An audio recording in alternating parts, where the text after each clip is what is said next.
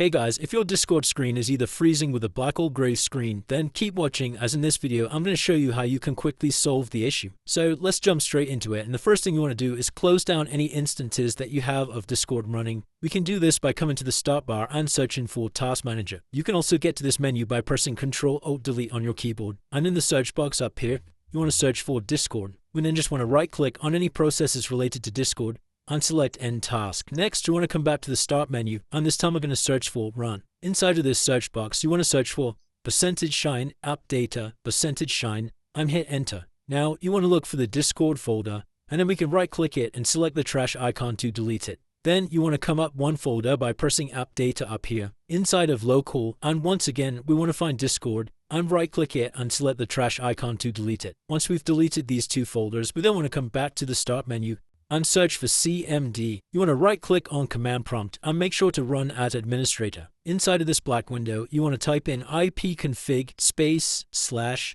DNS and then hit Enter. Exit out of this window, and finally you want to come to a web browser and you want to type in discord.com. Then we just select Download for Windows. Then reinstall Discord onto your computer by opening the downloaded file, and you may need to log in again to your account. And then once we've done that, your issue will now be fixed. If this video did help you, please drop a like and subscribe for more videos like this one.